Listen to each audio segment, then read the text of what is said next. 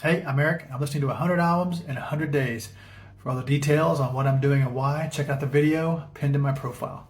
So if you watch my original video, I mentioned the fact that there are 4 albums on the list that fall outside of my time frame of 1975 through 1995. We've already listened to Quadrophenia from The Who. We've listened to Ziggy Stardust. We've listened to Sticky Fingers from the Rolling Stones, and then today is the 4th one that falls outside the time zone. Today I listened to 1967's Sgt. Pepper's Lonely Hearts Club Band from the Beatles. Now, I am not what you would call a Beatles fan. I know that makes some of you look at me like I'm some kind of an alien, but I have never been a big Beatles fan. I mean, there are a handful of songs that I know and could probably sing to a little bit, but I am not what you call a huge Beatles fan. Don't know why. Probably because, like I mentioned in a video, was it yesterday? I don't remember. Is that when that was? I didn't have anybody older than me who was a Beatles fan passing that down to me. Especially my parents. My parents were not Beatles fans. They were Elvis fans. They didn't. I don't think they were the right age to be Beatles fans. And I just never knew anybody that was listening to Beatles music, and so I've just never been a Beatles fan.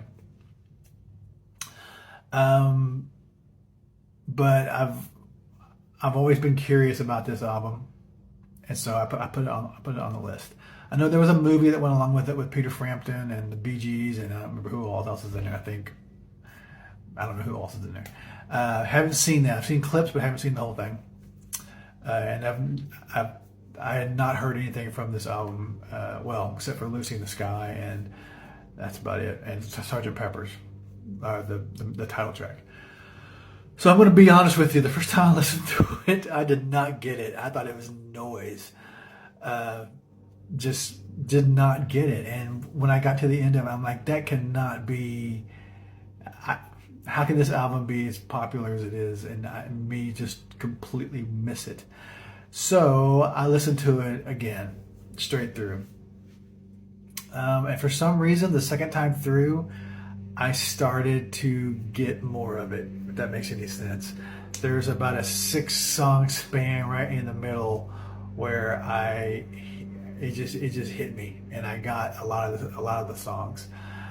Starting with "Fixing a Hole," I like that one, and then "She's Leaving Home." That was a very sad song, and I identified with it for multiple reasons that we won't go into in this video.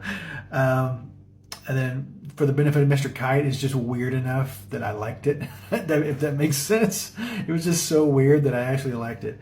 And then "Within You, Without You" is probably my favorite song on the album.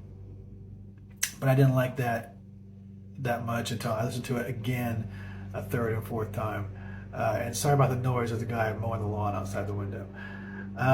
When I'm 64, turns out I've heard that somewhere else. I don't think it's the Beatles version, but I've heard that song. Really like that one. And then the last one is "Dear Rita," I think is what it's called.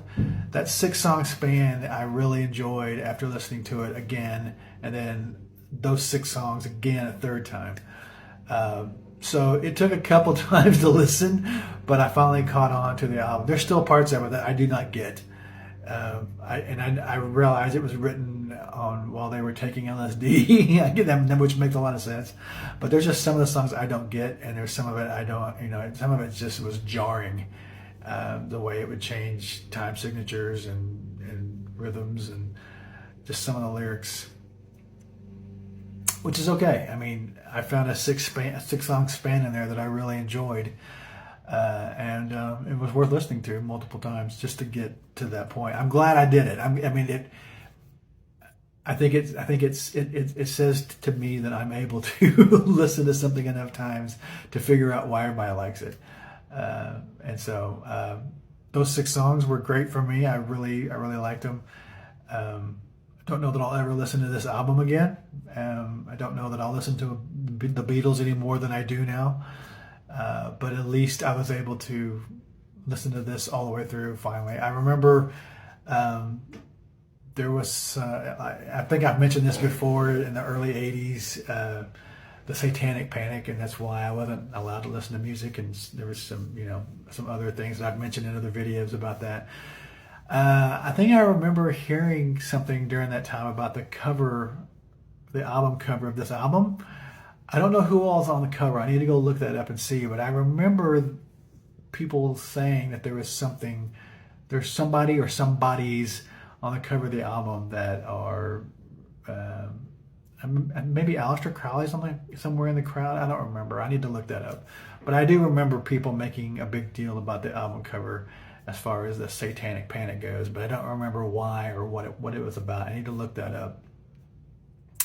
So anyway, it is worth a listen, and I'm going to tell you now. It may take a couple of times to listen to it to really get anything out of it. Like me, it took me, those 6 songs. Once I realized there was that section in the middle that I liked, I just listened to that part a couple of times more.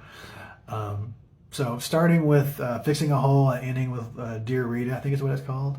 That's my section, and if that's what you focus on, then you'll be doing, that you'll like something in there. That's a great set of songs. So Beatles fans, sorry I'm not a Beatles fan. But I did listen to this. Somebody, after I put this on the list, somebody said I should listen to Abbey Road instead. But which may be true, but I really wanted to listen to this album because I've seen it all my life basically, and just had never listened to it, and so I listened to it. So if you get a chance to listen to it, tell me what you like about it, which songs you like about it, and let me know what you think.